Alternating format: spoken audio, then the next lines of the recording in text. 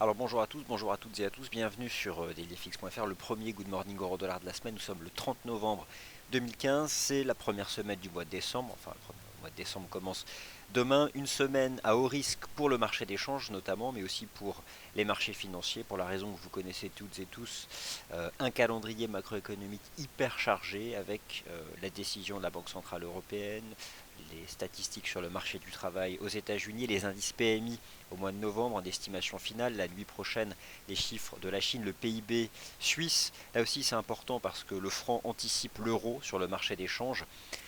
Avec par exemple le rôle précurseur de l'USDCHF déjà 1,03, l'USDCHF 1,03, 300 pips de hausse depuis le débordement de la parité, la fameuse parité USDCHF. Alors je ne parle pas de la parité euro-dollar, mais de la parité USDCHF, 1 dollar US égale 1 CHF, rappelez-vous, lorsqu'on l'avait atteint, bien le marché l'a briqué et depuis il a pris 300 pips. L'once d'or qui vendredi a inscrit de nouveaux plus bas annuels et qui, dollar par dollar, dizaines de dollars par dizaines de dollars, tend donc vers le niveau des 1000 dollars, le GBP USD qui teste un seuil décisif à 1,50 dollars, l'USD CHF qui a bien tenu la partie basse de son range, l'USD Yen pardon, la semaine dernière et qui est toujours bien orienté avec un yen sous pression du fait des développements monétaires en provenance du Japon, des mauvaises statistiques industrielles japonaises publiées la nuit dernière.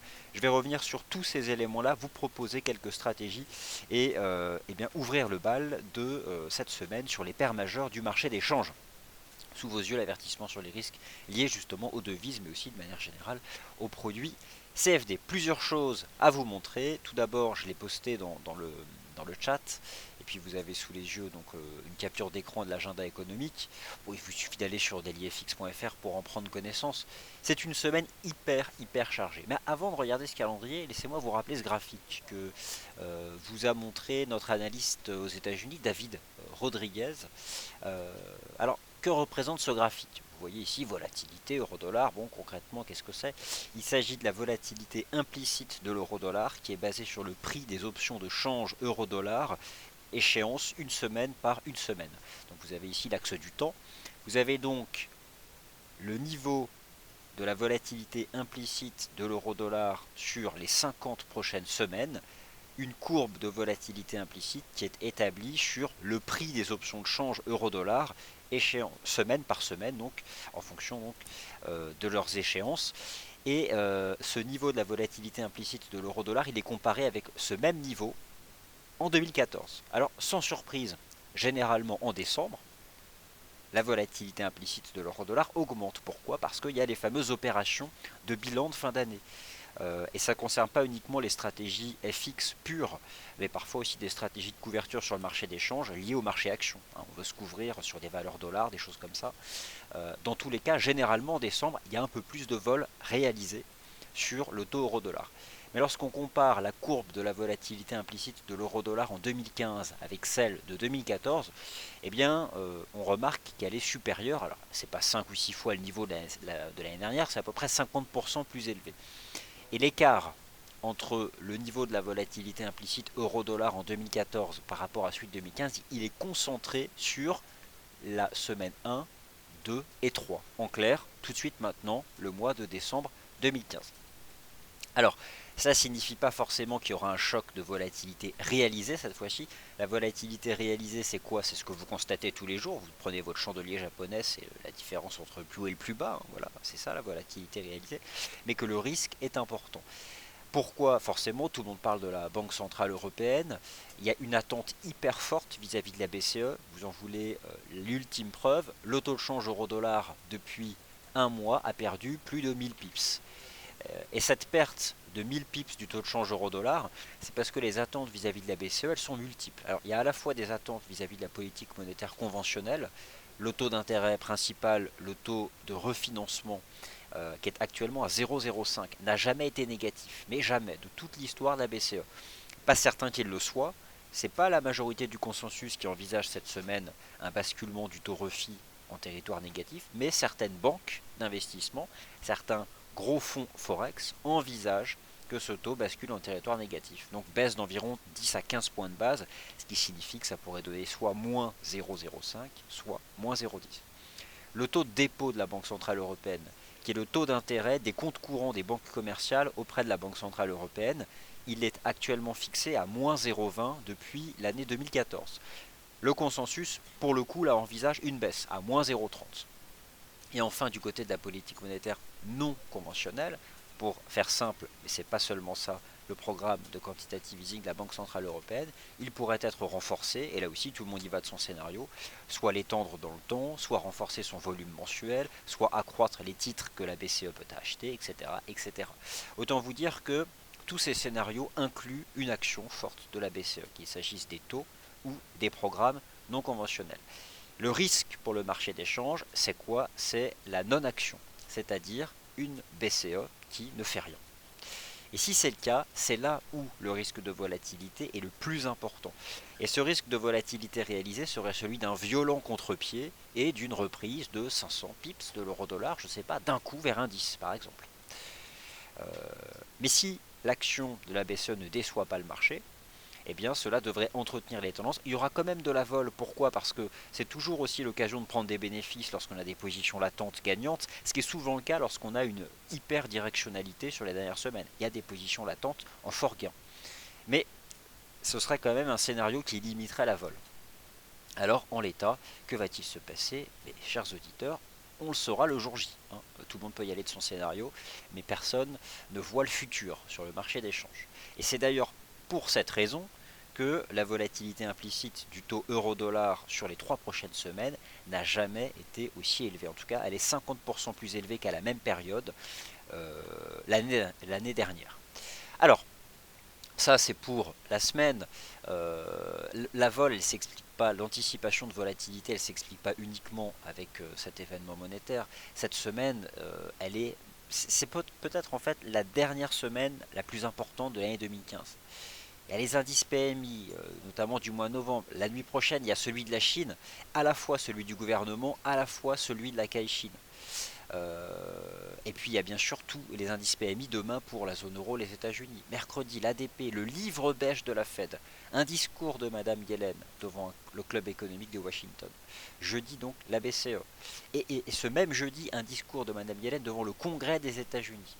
Et puis vendredi, le rapport NFP, celui qui oriente beaucoup les perspectives monétaires de la Fed. Et puis vendredi, pour ne pas arranger le tout, une réunion de l'OPEP. Et cette réunion de l'OPEP, elle aussi, est un grand enjeu, parce que la semaine dernière, l'Arabie Saoudite a modifié son positionnement vis-à-vis justement des membres de l'OPEP. Donc, c'est une semaine hyper chargée sur le plan macroéconomique.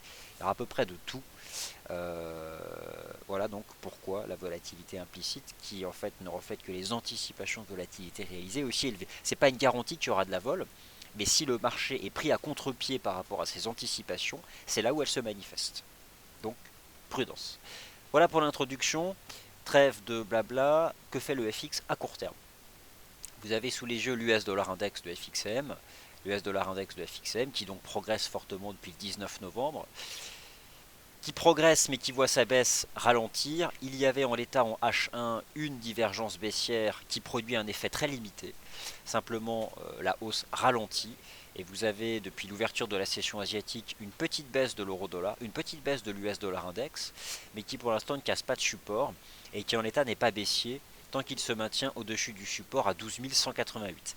Malgré tout, j'ai quand même le sentiment qu'à court terme, le dollar US peut un peu consolider, mais ça a quand même limité la consolidation du dollar. Qu'en est-il maintenant des paires majeures? Le XAUSD n'est pas une paire de devises, malgré tout, vous aurez l'occasion d'en reparler tout à l'heure dans le Commodities Market Report. Vendredi, on n'en a pas parlé en live parce que c'était la conférence FXM Daily FX du 27 novembre. Vous avez d'ailleurs le replay sur la chaîne YouTube si ça vous intéresse. Bon, on a fait des nouveaux plus bas annuels, sans surprise. Je n'ai de cesse de répéter sur ces ondes, sur cette façon de parler, que le XAUSD et sa vente étaient de loin la meilleure stratégie pour acheter le dollar US du fait d'un fort coefficient de corrélation négatif qui tend donc vers -1 et d'autre part d'un positionnement des traders particuliers hyper acheteurs, ce qui est du point de vue de l'approche contrarienne des marchés financiers, eh bien un argument de vente. Et donc l'once d'or a cassé un nouveau support. Par contre, en termes de timing, maintenant, il n'y en a plus, hein. On a été sous résistance tout au long de la semaine dernière. Maintenant, pour le vendre éventuellement, il faut attendre un rebond vers, je sais pas, 1063, 1067. Là, on est plutôt sur support et à court terme, j'entrevois une légère divergence haussière, mais qui ne peut que stabiliser ce marché, voire éventuellement le faire rebondir vers la première résistance à 1063. Ce qui n'est pas un argument d'achat. C'est impossible de se mettre à l'achat sur un métal précieux qui ne cesse de baisser et qui à tout moment peut rebaisser, quel que soit ce que vous voyez sur les indicateurs de momentum. Par contre, c'est absolument pas le timing pour le vendre non plus, il faut donc patienter et attendre un rebond technique. Malgré tout, je pense qu'à court terme, le dollar US peut un peu baisser, et notamment revenir vers 12 188. Quelles sont les bonnes stratégies pour se positionner à court terme sur une consolidation du dollar US? Laissez-moi vous parler du GBP USD. Il est sur support, le GBP USD.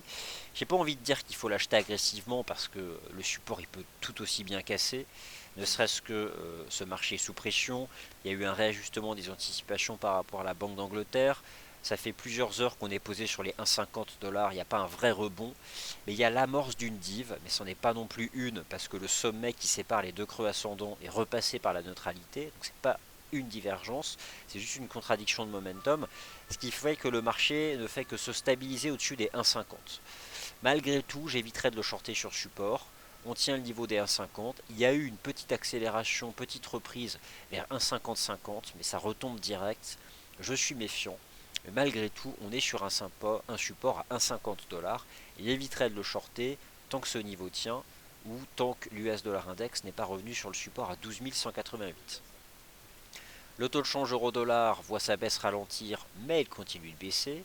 C'est encore une bonne illustration du fait que même si le momentum vous montre que la baisse ralentit, ça ne signifie pas qu'on passe haussier, mais simplement que l'angle de la tendance se modifie. C'est ce que vous pouvez voir visuellement, puisqu'on est passé d'une baisse verticale à une baisse à faible pente, qui peut être illustrée par cette espèce de compression en wedge. Mais là aussi, vouloir acheter un wedge, c'est agressif, puisque tant qu'on reste dans la figure, on glisse petit à petit, pips par pips, avec un marché qui lundi a quand même fait vendredi 1,0660 et pas passé loin donc des 1,0620 qui sont 1,0520 qui sont le plus bas du 13 avril dernier. Que peut-on faire à court terme sur le taux de change euro-dollar? Franchement, je vois rien du tout. On se stabilise sur 1,0560, on est complètement au milieu de nulle part. Au milieu de cette figure de compression, on peut tout à fait rebaisser à 1,0560 comme remonter à 1,0640, c'est du 50-50, j'en ai aucune idée. La seule chose qui me paraît à peu près limpide à court terme, c'est le support du GBP USD, qui je pense, allez, en se mouillant un peu, pourquoi pas revoir un rebond vers 1,5070. Voilà, j'aurais tendance à défendre ça. Un rebond du GBP USD vers 1,5070. Pas une grosse conviction, mais franchement, je vois des éléments, je vois des divs, notamment H1, plutôt haussières. Et éventuellement, je ne serais pas contre une stratégie d'achat du GBP USD. Le taux de change USD-Yen monte malgré cette légère consolidation du dollar US durant la session asiatique parce que le yen a été sous pression suite à la publication d'indicateurs industriels japonais qui sont mauvais. De manière générale, le taux de change USD-Yen est dans un trading range de 150 pips entre 122,20 et 123,80 que vous pouvez voir ici en données horaires. Il a tenu la semaine dernière. Rappelez-vous, le 25 novembre dernier, dans le Good Morning Euro Dollar, on était sur ce support à 122,20. On a débordé cette ligne de tendance. L'USD Yen, il peut quoi? Il pourrait remonter vers 123 et puis pourquoi pas pousser vers 123,25. On a maintenant un premier support à 122,66. Pourquoi pas utiliser le support à 122,68 pour gérer son risque dans le cadre d'une stratégie de reprise du taux de change USD Yen. C'est pas incompatible avec la consolidation du dollar US à court terme, c'est pas incompatible avec la stratégie d'achat du GBP USD.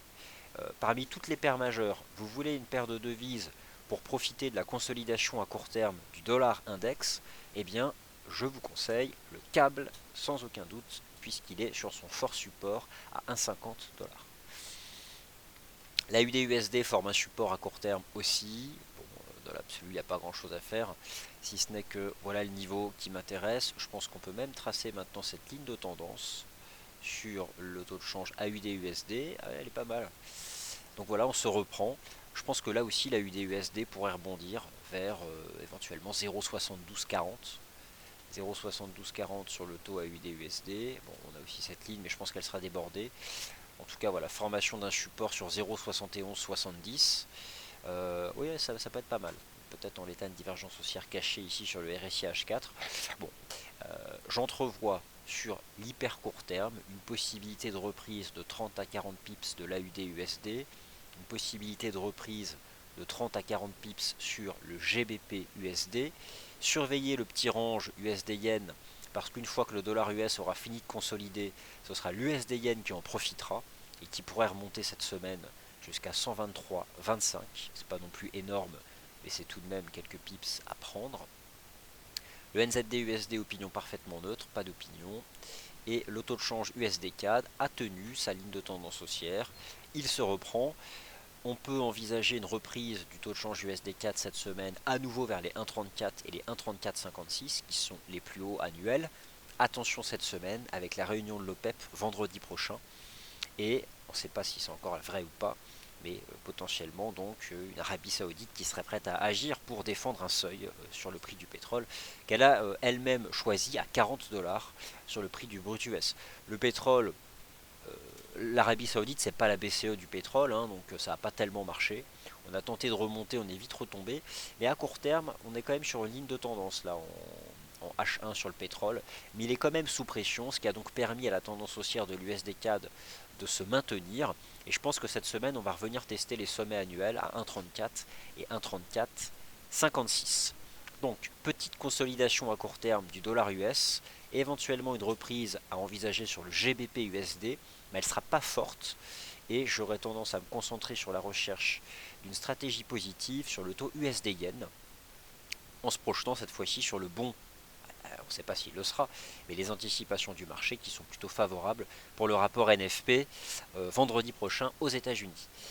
Alors, je vous laisse. Alors, je vais répondre à vos questions en mettant sous vos yeux ce graphique de l'USD Yen et du GBP USD, qui sont les paires majeures qui m'intéressent ce matin. Donc, bonjour, une question de visiteur sur la COP 21. Donc, j'ai pas d'opinion sur cet événement-là. Un point sur l'euro AUD.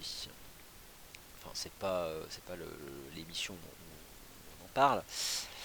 Alors, une opinion sur l'euro AUD. Je vais simplement basculer en H4. C'est baissier. J'ai le sentiment. Alors, on fait une reprise. Quelle forme à la reprise ces dernières heures?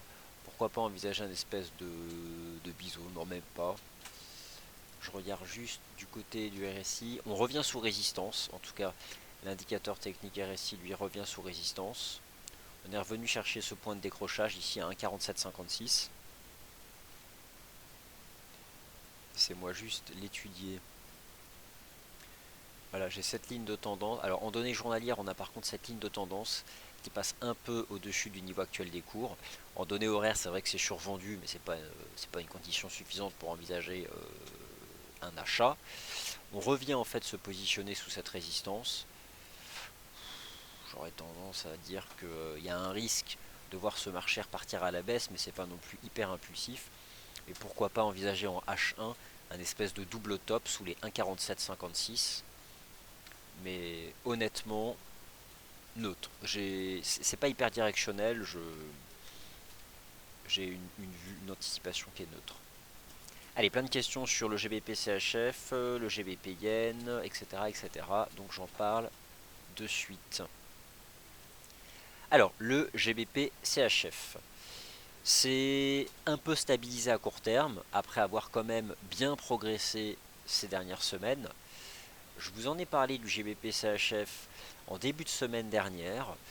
Il était d'ailleurs sur les 1,5226. Il a tenté d'accélérer, il ne s'est pas non plus emballé. Bon, il est quand même 50 pips au-dessus du niveau actuel des cours. On voit que la tendance s'est neutralisée, c'est ce que vous montre ici le RSI H4. C'est neutre, parfaitement neutre à court terme aussi. Admettons quand même que le franc a bien chuté ces dernières semaines et qu'on a peut-être quand même un certain nombre. Je commence à me méfier moi de ces stratégies avec tout ce qu'on attend cette semaine. Honnêtement, vu que le pétrole est sous pression avant l'OPEP, casse des supports, j'aurais tendance à croire que l'USD4 peut remonter tout en haut. je cherche des stratégies d'achat sur l'USD Yen et on peut éventuellement acheter l'USD Yen en mettant un stop sous 122,68 pour viser une remontée vers 123 et 123,25. C'est dans le sens de la tendance en place ces dernières semaines. Si vous cherchez le meilleur véhicule FX pour une consolidation à court terme du dollar US, c'est le câble, le taux GBP USD. Pour cette raison, des 1,50 $, mais attention, c'est de la contre-tendance, c'est un fort support, mais c'est de la contre-tendance, mais cela peut être de l'hyper spéculatif si vous cherchez à coller au plus près du rythme de marché, c'est-à-dire exploiter toutes les jambes directionnelles sur tous les horizons de temps de l'US dollar index qui à court terme consolide légèrement donc depuis l'ouverture de la session asiatique. Voilà, bah écoutez, merci donc d'avoir été attentif à ce Good Morning Euro-Dollar. Je vous retrouve pour le Morning Meeting. Un point complet sur les matières premières, notamment l'once d'or à 10h30 dans le Commodities Market Report. A tout à l'heure, 11h.